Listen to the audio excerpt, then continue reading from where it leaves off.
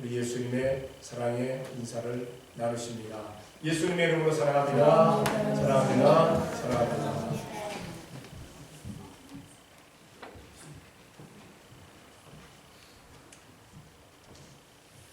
오늘 구절 말씀에 보면은 이렇게 말씀하고 있습니다. 아름다운 소식을 시온에 전하는 자여, 너는 높은 산에 오르라. 아름다운 소식을 예루살렘에 전하는 자여, 너는 힘써 소리를 높이라. 두려워 말고 소리를 높여 유다의 성읍들에 이르기를 너희 하나님을 보라 하라 라고 말씀하고 있습니다. 아름다운 소식을 전하는 자여, 아름다운 소식을 전하는 자여, 반복적으로 말씀하고 있습니다. 그래서 오늘 제목을 아름다운 소식 이렇게 잡았습니다. 아름다운 소식. 사람들마다 아마 각자에게 아름다운 소식은 다를 겁니다. 아름다운 소식이 있고 추한 소식이 있습니다. 요즘처럼 수많은 소식들이 전해주는 그때, 특히나 유튜브 같은 것을 통해서 얼마나 많은 소식들이 우리들에게 전해지고 있습니까? 그 전해지는 소식들 가운데 우리는 아름다운 소식을 잘 선별해서 들어야 될 줄로 믿습니다. 추한 소식을 들으면요, 마음이 추해져요. 마음이 추해지면요, 우리의 삶이 추해질 수밖에 없어요. 아름다운 소식을 듣는 사람은 아름다운 말을 하고 아름다운 것을 보기를 원합니다. 아름다운 삶을 살기를 원한다는 사실입니다. 이 세상 살아가는 사람들 대부분이 자녀가 잘 되면은 아름다운 소식이라고 얘기합니다. 물질을 많이 벌면은 아름다운 소식이라고 얘기합니다. 명예가 높아지면은 아름다운 소식이라고 얘기를 합니다. 권세를 잡게 되면 아름다운 소식이라고 이야기를 합니다. 또 성공을 했다, 그러면 아름다운 소식이라고 얘기합니다. 예, 아름다운 소식이 맞아요. 그런데 이 아름다운 소식들은 이 세상에서 끝나버리고 말 소식들입니다. 이 세상에서 그냥 끝나버리고 그건 세상의 풀의 꽃과 같은 그러한 것으로 잠시 있다가 시들어버리고 말 것들이라는 사실입니다.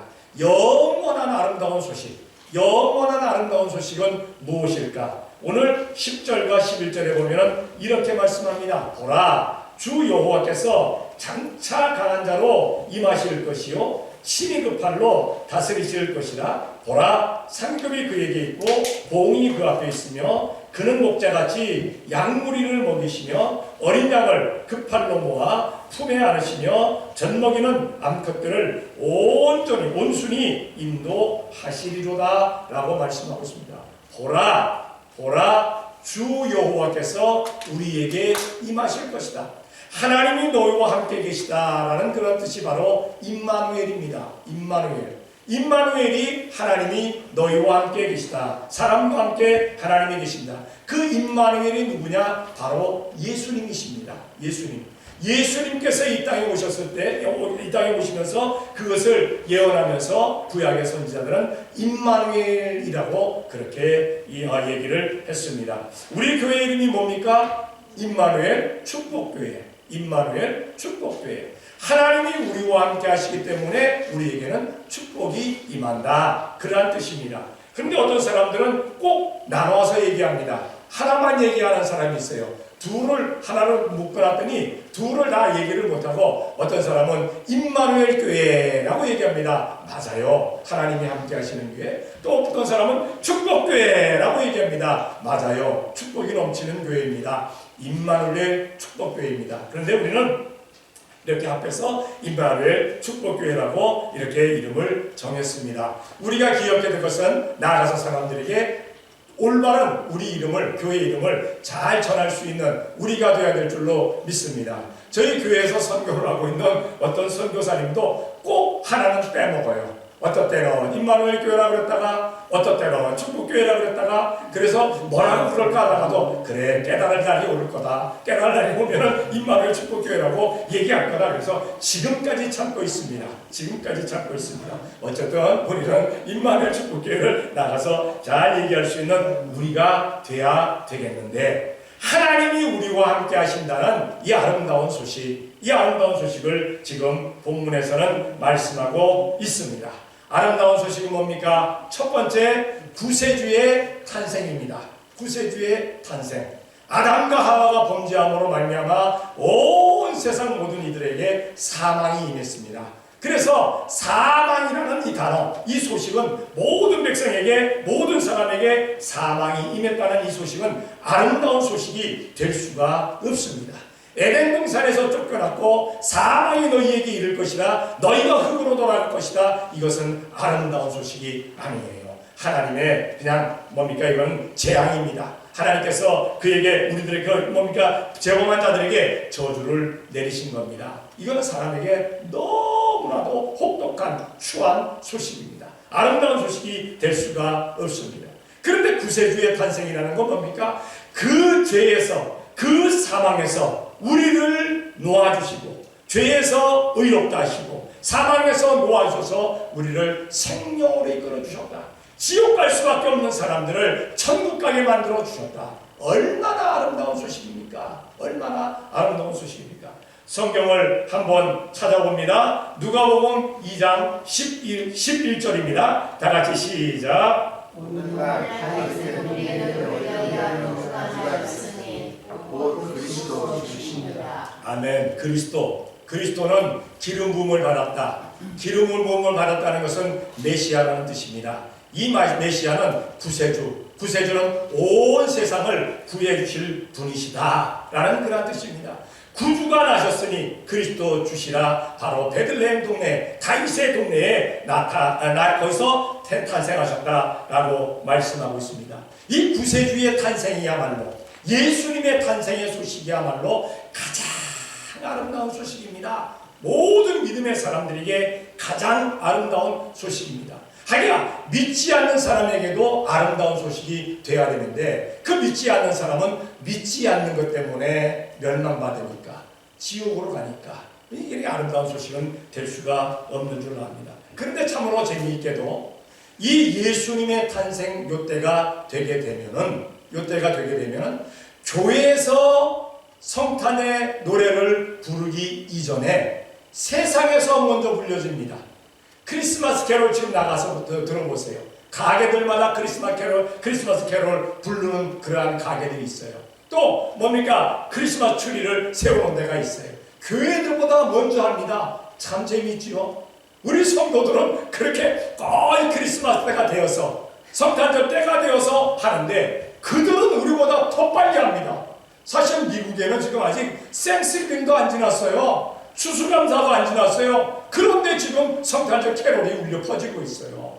하기야 생스기빙데이 뭡니까? 추수감사절 노래는 없어서 그러나? 아닌데, 찬송가에 있는데. 그런데 그거는 안 하고 성탄절 노래를 지금 부르고 있어요. 기쁘다고 좋으셨네. 별로 그냥 캐롤이 다 나옵니다.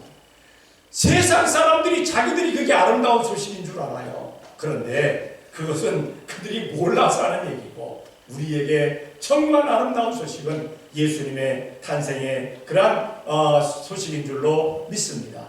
이 예수님의 구세주 탄생의 소식을 내 마음, 아름다운 소식을 내 마음에 새기고 나가서 전할 수 있는 우리가 되어야 될 줄로 믿습니다. 예수님이 땅에 태어나셨습니다. 탄생하셨습니다. 전할 수 있는 우리가 되어야 될 줄로 압니다.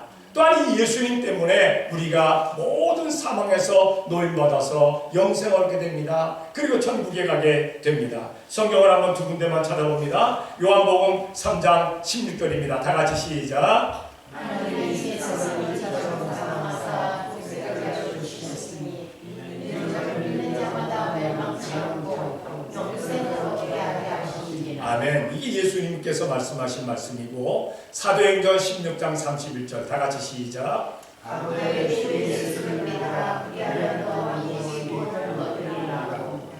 아멘. 하나님이 세상을 이처럼 사랑하사 독생자를 주셨으니 이는 저를 믿는 자마다 멸망치 않고 영생을 얻게 하려 하심이니라. 예수님만 믿으면 멸망치 않고 영생을 얻게 하시겠다 하신 말씀이 바로 예수님의 말씀입니다. 그리고 주 예수를 믿으라 그리하면 너와 내 집이 구원함을 얻으리라 외친 말이 바로 대전도자 사도 바울이 외친 말씀입니다. 예수님만 믿으면 네가 구원함 받고 그리고 너와 내 집도 덩달아서 함께 구원함 받는 길이 열리게 된다라는 그러한 말씀이지요. 얼마나 아름다운 소식입니까? 지옥 갈 수밖에 없었는데 그 지옥 갈 수밖에 없는 우리를 천국 가게 만드십니다. 무엇으로? 예수님의 이름으로. 예수님께서 이 세상에 탄생하셨다는 것은 우리와 함께 계시고 우리의 구세주가 되기 위해서 이 땅에 오셨다는 겁니다. 만약에 예수님께서 하늘 보좌를 그냥 지키시느라고 안 내려오셨다면 우리에게 구세주는 없습니다.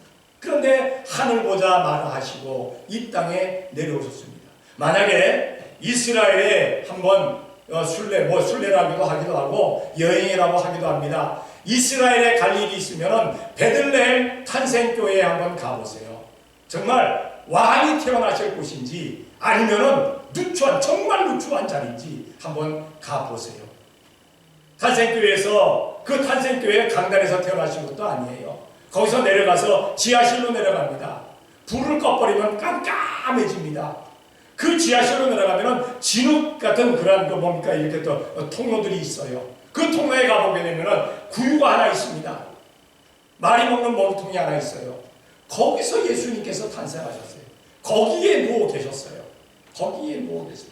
만왕의 왕이시요 만주의 주이신 예수님께서 그 자리까지 내려오셨다는 겁니다. 왜? 우리들 때문에. 우리들 때문에 거기 내려오셨다는 것, 이것이 가장 아름다운 소식입니다. 우리는 이 아름다운 소식을 사람들에게 전할 수 있는 우리가 되어야 될 줄로 믿습니다. 이 아름다운 소식을 전하지 아니한다면 그 사람은 영적인 벙어리입니다. 그 사람은 자기의 직무를 수행하지 아니하는 사람입니다.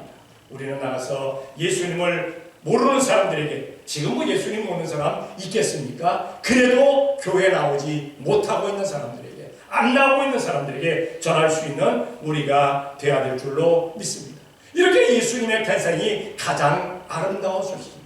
그런데 그 예수님이 30년을 사생활을 사시면서, 다시 말해서 아버지를 도와서 목수일을 하시다가 30쯤 됐을 때 공생애를 시작하십니다. 30되기 전까지는 복음을 전하지 않았어요. 회개하라 천국이 가까웠느라 말씀하지 않으셨어요. 30세쯤 되었을 때 그때부터 이제 복음을 전하기 시작합니다.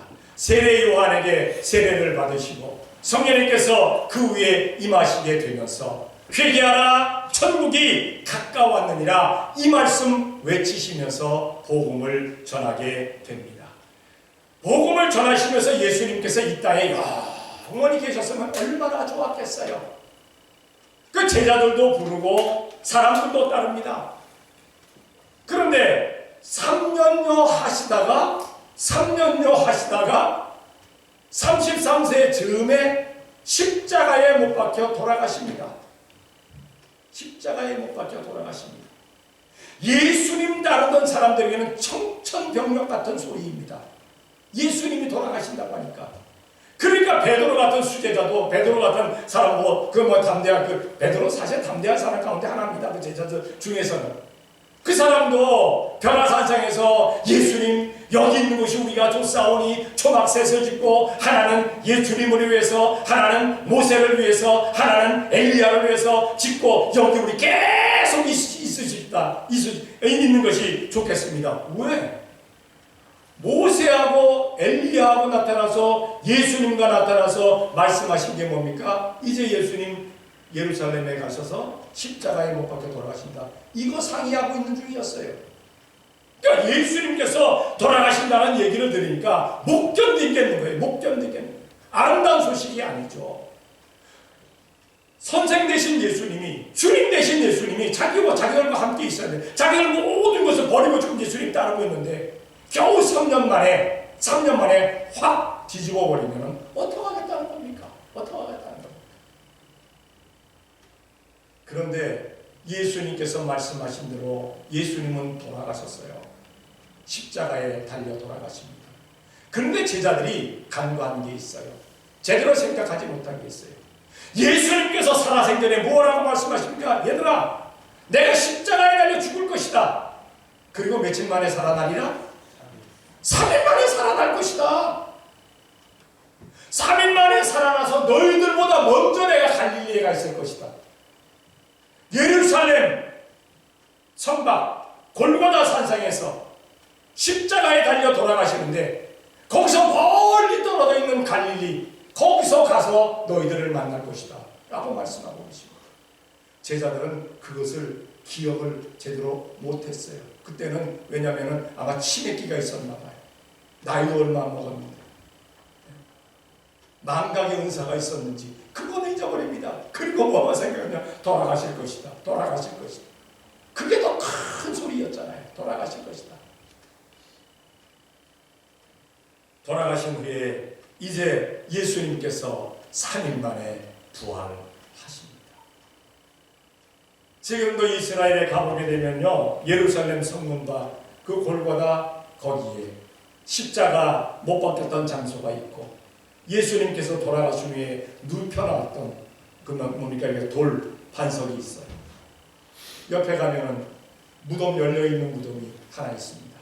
뭐 사람들은 거기가 무덤이었다, 아니면 좀 먼데 떨어져 있다라고 얘기를 했는데 안식일에는 시체를 옮길 수가 없습니다. 그러니까 가까운 곳에다 아마 그 무덤, 빈 무덤에다가 예수님을 안치했을 겁니다. 그래서 거기가 맞다라는 얘기. 뭐 거기에 있던 멀리 있던 뭔 상관입니까? 예수님이 살아나셨는데, 예수님의 무덤이 없는데, 빈 무덤인데. 아름다운 소식은 무엇입니까? 탄생하셔서 돌아가셨어요. 왜 돌아가십니까? 우리들의 죄 때문에, 내 죄 때문에 돌아가셨습니다. 그리고 3일 만에 부활하셨다는 이 소식이 아름다운 소식입니다. 성경을 한번 찾아봅니다. 마태복음 28장 7절입니다. 다 같이 시작.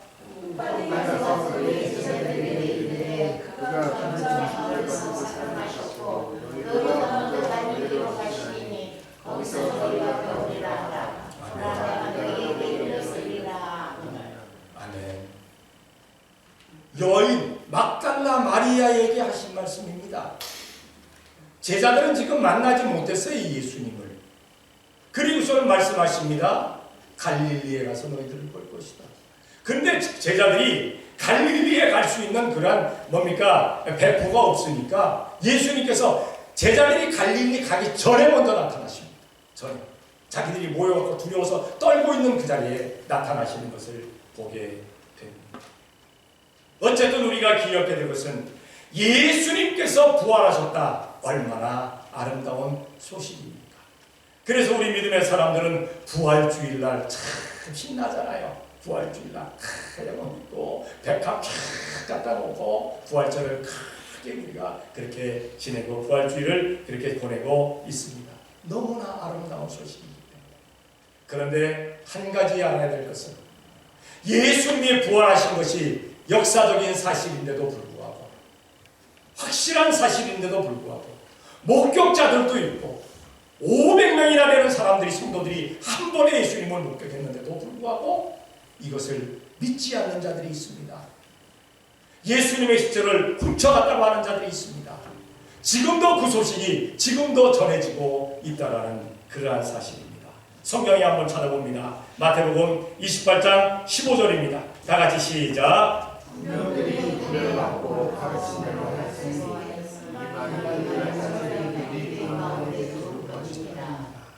왜 유대인들이 예수님을 안 믿을까?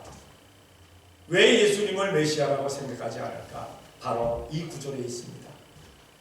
예수님의 시체를 그 제자들이 와서 훔쳐가고 나서는 예수님이 부활했다라고 전하고 있다. 그래서 예수 믿는 자들은 사기꾼이다, 거짓말쟁이다, 이것들은 이단들이다 라고 이야기를 하는 겁니다. 오늘날까지 유대인들은 이 말이 두루 퍼져 있어요. 유대 뭡니까? 유대 사람들 모든 그 집단에는 다 퍼져 있어요. 다만 예수님을 구세주라고 믿는 사람들은, 예수님의 부활을 아는 사람들은 거기서 떨어져 나와서 유대인 집단에 들어가지를 못합니다. 지금도 이스라엘에서 예수님 믿는 신앙생활하는 사람들, 주이시 크리스찬들은요 박해받고 있어요. 어려움 당하고 있어요. 그번에 뭡니까? 정부잡을 가질 수가 없어요. 만약에 정부잡을 가졌는데 난 크리스찬이다 하면 당장 잘려납니다. 심지어는 가정에서까지 쫓겨납니다. 엄청난 어려움을 지금도 당하고 있습니다. 그래서 모든 세계에 있는 믿음의 사람들이 십시일반 선교비를 모아서 지금도 이스라엘 교회에 이스라엘 유대인들이 모여서 예배하는 그 크리스천들에게 선교비를 보내주고 있습니다. 보내주고 있어요. 참 어려운 생활하는 사람들 많습니다. 돈을 받고 군병들이 돈을 받고 나아가서 예수의 제자들이 예수의 시체를 훔쳐갔다 라고 그렇게 이야기를 하고 있다는 사실입니다. 자, 여러분들은 어떤 소식을 듣기를 원합니까? 믿기를 원합니까? 예수님이 부활하셨습니다 하는 소식과 예수의 시체를 훔쳐갔다 하는 소식, 어떤 소식이 더 아름다운 소식입니까? 예수님의 부활이 아름다운 소식인 줄로 믿습니다. 예수님의 시체를 훔쳐갔다, 더러운 소식이지요. 가짜 뉴스지요. 지금도 가짜 뉴스들 얼마나 많습니까? 수많은 사람들이 그래 합니다. 뭐라고 막 떠들다가 아니면 말고 요걸로 끝나요. 아니면 말고 말도 안 되는 소리지요. 자기가 했던 얘기 때문에 얼마나 많은 고통을 받고 있는 사람이 있는데 아니면 말고 우리 그러지 마십시다. 우리는 진실만을 이야기할 수 있는 우리가 되어야 될 줄로 믿습니다. 하기야 진실인 줄 알고 얘기를 했는데 나중에 가서 그게 잘못된 얘기였었어요. 그러면은 잘못됐다라고 확실하게 밝혀야 돼요. 그냥 묻고 가면 거짓말하는 사람입니다. 거짓말하는 사람 되지 말자는 겁니다. 아름다운 소식을 전하는 우리가 돼야 합니다. 이렇게 부활하신 예수님이 제자들과 성도들과 함께 이 땅에 부활하시는 곳에서 이스라엘 팔레스타인 그 지역에서 40일을 계시더니 이제는 천국으로 가십니다. 승천을 하십니다. 하늘나라로 올라가십니다. 그런데 예수님께서 분명히 살아생전에 내가 다시 갈 것이다 그랬어요. 내가 간다. 내가 갔다가 다시 온다 그랬어요. 근데 제자들이 요 말을 모르는 거예요. 기억이 안 나는 거예요. 하긴 우리가 성경을 읽었다고 성경이 다 기억이 됩니까? 얼마나 좋겠어요. 얼마나 좋겠어요. 1독을 했다, 10독을 했다, 100독을 했다, 어떤 사람은 1000독을 했다고 그래요. 1000독. 그렇게 했는데도 불구하고 기억이 안 나는 그런 부분들이 있어요. 계속 거기다 이제 나이가 들게 되면요, 아침에 분명히 읽었는데 저녁에 보면 내가 여기 읽었나? 할 때도 있어요. 그래도 읽어야 됩니다. 그래도 성경을 읽는 겁니다. 그래서 저희 교회는 내년에 성경 통독을 하는 새벽 예배를 합니다. 그래서 1년 동안 딱 하면 한번 딱 읽는 거예요. 어떤 사람들 저에게 와서 간혹 그런 얘기를 했어요. 목사님, 제가 신앙생활한 지 30년이 됐는데 창세기 1장 1절부터 요한계시록 22장 21절까지를 처음부터 끝까지 완벽하게 읽어본 일이 없어요 라고 얘기를 하더라고요. 그래서 성경 통독 한 번은 하고 가게 만들어야 되겠구나. 일평생 그래도 성경 통독 한 번은 해야 될 건 아니에요. 한 번이 아니라 더 많이 했으면 얼마나 좋겠어요. 더 많이 했으면.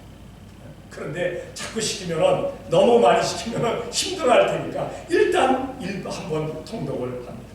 한 번 읽었다고 해서 성경을 다 기억한다면 얼마나 좋겠습니까? 그 사람 IQ는 아마 한 200이 넘을 것 같아요.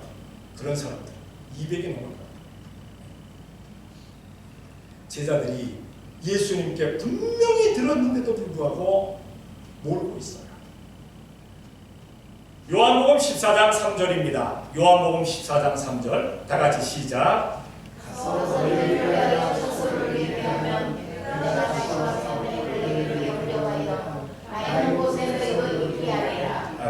했으면 가서는 뭡니까? 내가 여기서 떠나서 내가 있을 그곳에 가서 내가 있다가 그곳에 가서 처소를 예비하면 내가 다시 너희들을 데리러 올 것이다 라고 말씀하고 있는 겁니다. 그러니까 아직까지도 예수님께서는 천군 천사를 독려하셔가지고 지금도 우리가 있을 처소를 준비하신다는 겁니다. 아마 그럴 거예요. 참 늦기도 하다. 2000년 동안 그 집을 계속해서 짓고 계신다면 아니 무슨 집을 그렇게 짓고 계시냐고. 그런데 하나님의 때가 되었을 때 하나님께서 때가 되어서 누구 택하신 사람들 다 그 사람들이 예수님 믿고 구원함을 받고 그 사람들을 위해서 집을 다 지으셨을 때 예수님 이 땅에 반드시 다시 오십니다. 그러니까 예수님의 탄생과 예수님의 부활과 예수님께서 승천하셨다가 다시 재림하신다는 이 말씀이 우리에게 아름다운 소식이라는 사실입니다. 이스라엘에 가보면요, 그 감람산 그렇죠. 감람산 저쪽으로 올라가게 되면은 승천교회라는 교회가 있어요. 승천교회. 그 승천교회에 가면은 그 교회 안에 들어가면은 바위가 이렇게 하나 있습니다. 바위가.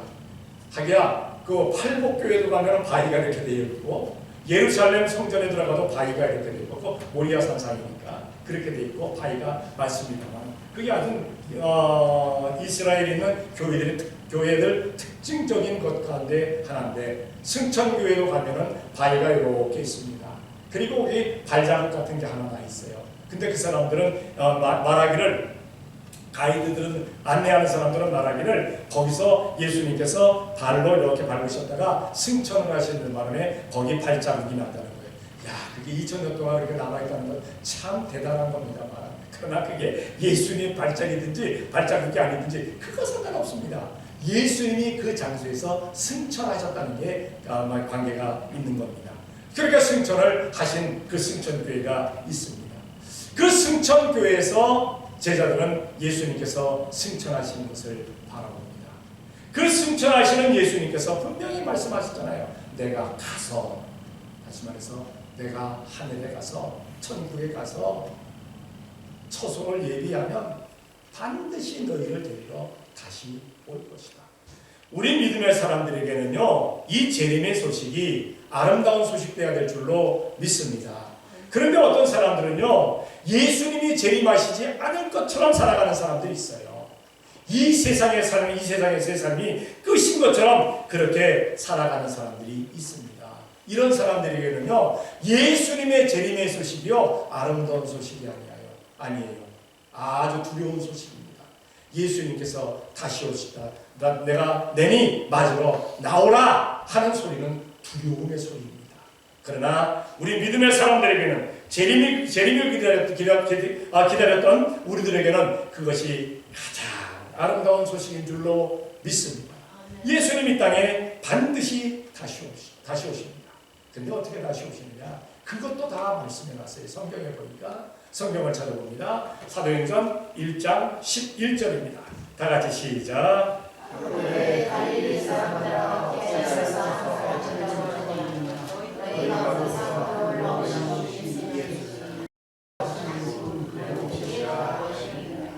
아멘. 천사들의 말이었습니다. 천사들의 말. 너희 가운데 하늘로 올리우신 그 예수님, 너희가 본 그대로 다시 이 땅에 오실 것이다. 구름에 쌓여 가신 그 예수님, 구름 타고 다시 이 땅에 오실 것이다. 그래서 구름 타고 오실 것이라고 생각하는 사람들은 하늘을 이렇게 물구름이 쳐다보다가 구름이 아름다운 구름이 착 뜨게 되면 예수님이 저 구름 타고 오실까? 라는 그러한 생각을 합니다.